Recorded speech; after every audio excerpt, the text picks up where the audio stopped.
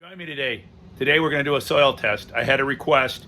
Hey, how do you do a soil test? So today I'm going to show you for all gardeners. All gardeners should get on board with this, a soil test. If you don't do a soil test, you're growing blind, folks.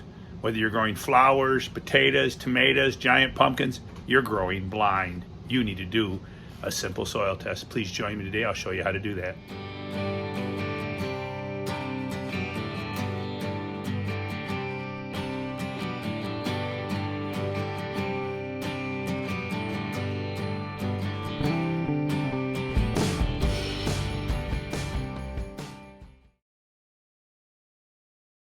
Now the first thing you want to do is establish your grow area. Let's say right here is your grow area. You want to grow like one pumpkin plant, maybe two.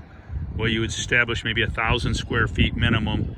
Even if you're down to 500, you take that area, the 500 square foot area, and you're going to take samples, zigzag across it, maybe every 6 to 8 feet. In a large area, maybe every 25 feet. And you can have a fancy soil probe like this that you push into the soil, and it will pull out a plug, as you can see, a soil plug. And what you're really wanting to get is you're wanting to get that soil that's down 3, 4, 5 inches. You don't want everything right up on the surface. All right, you can use a simple PVC pipe, hammer it in the ground. This is kind of a big one. This is 1.5 inch PVC. You could use like 1 inch. Although with a bigger one like this, you're actually easier to get the plug out. So you can take a stick and get the plug out and get the soil out. But what you don't want to do is you don't want to have fertilized the lawn within a few months before. You want it to be rained on, leached off, so you're getting the actual true rooting of the soil. And you'll take your little samples. You'll take 6 or 8 samples. You want a couple, like 2 cups of soil. 2 cups of soil that you can send off to a soil test lab. All right, so that's the first thing you do is you go out and take your different samples. Don't use galvanized pipes. Don't use a galvanized bucket. You'll get false zinc readings. You want to use either plastic or I believe this is stainless steel, this professional one. You can get a professional one if you're really serious, or you don't have to though. I mean, these are a little costly for the average grower. All right, so now that you have your samples, I'll take the soil and I like to dry it out. I like to lay it on a table, at least 2 cups. Take 2 cups of soil to send off to the lab, and they probably get away with 1 cup. 1 cup's probably sufficient. Mix it all good, homogenize it well. But I like to send 2, just in case there's a problem. And then you will dry that out. You don't have to, you can ship it wet, but I prefer to dry it out. The package would be lighter. Just makes more sense to me to dry it out with a fan and then send it in a day or 2 after the soil's dried out. Also, when they get the soil at the lab, it's going to make it faster for them if it's already dry, that they don't have to set it out and dry it out for a day or 2. All right, or whatever, however they do it. Maybe they have an oven, I don't know. Regardless, there's just some points how I do it. All right, and one thing I've noticed that I want to share with you guys is one thing I've discovered is soil disease. When you test your soil, if you're growing giant pumpkins, let's say you're hitting 1,500 pounds, 1,200 pounds, but you can't get over that hurdle and you can't figure out why. You keep scratching your head. I don't know what I'm doing wrong. I'm doing the same thing everybody else is. It may be your soil. You may have disease in your soil. It may be worth spending the money. It costs like $150. Send it off to Western Labs in Parma, Idaho, and do a disease test, a soil disease test. Because I have found since I left my garden patch in 2017-18, I think last year I argued there was 2018, I have found that every place I've gone is riddled with disease.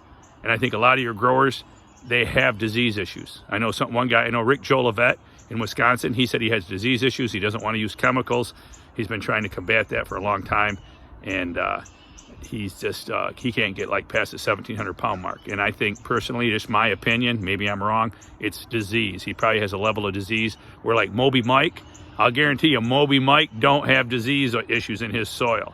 He's got very light disease, if any. Every soil has some level of disease in it.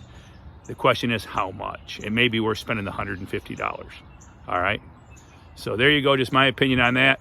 And I'm going to show you why. Right here, I'm going to show you why you should get a soil test, even if you're growing cucumbers, tomatoes.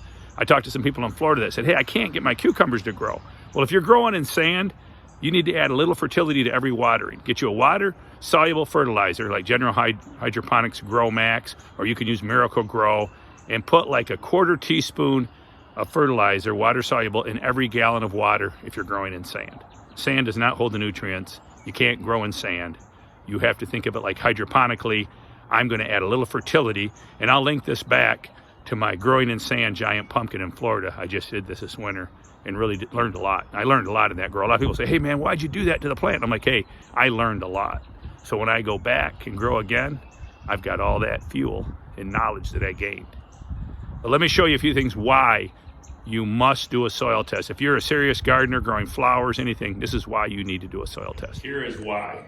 All right, let's say that your soil is bankrupt in boron. If you do a soil test, you find out, wow, my boron's just almost gone.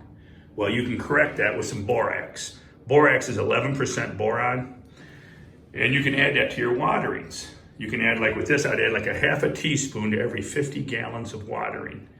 And then you're putting the boron in there, like hydroponically, like I said, growing in sand. You can add, and I found it doesn't build up. It will leach off. You can also scatter the borax on your soil, rototill it in, but I don't think it really holds to the soil. You're better off to add it to your waterings. The same thing with copper. Let's say you're low in copper. Well, you can use a simple copper sulfate they use in swimming pools, and use that very sparingly, like a 1/4 teaspoon in 50 gallons every time you water, and get your copper back up where it should be. But without a soil test, you're growing blind. You don't know what's going on. And then this is a product here, Epsom Salts. It even says on this bag, plant food supplement for bigger, more vigorous plants. There you go.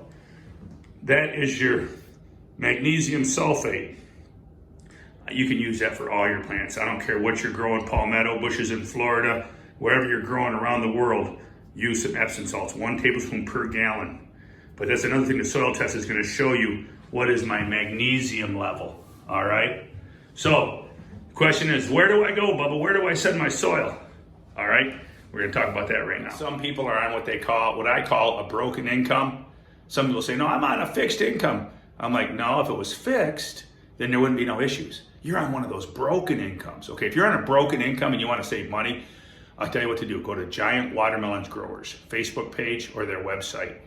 The Facebook page, you can ask on there, hey, Andrew Vale, where do you get your soil tested at? Andrew Vale only pays $16 to get his soil tested. What a deal. Because if you go to Western Labs, you're gonna spend $50 for a soil test. Let me add this. Remember, you get what you pay for.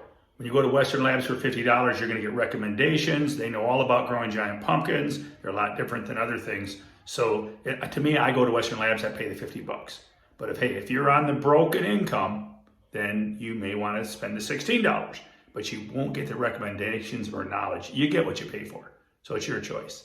But you will get all the results of what's there. Then you can take it to social media pages and have people help you figure out, dial in what you need to do. All right, depending on if you're on one of those fixed budgets or one of those broken budgets, ask around. You can Google soil tests, go to a local university. Typically, they'll charge $25. That's what they used to back in the day. So $16 to $50, all right?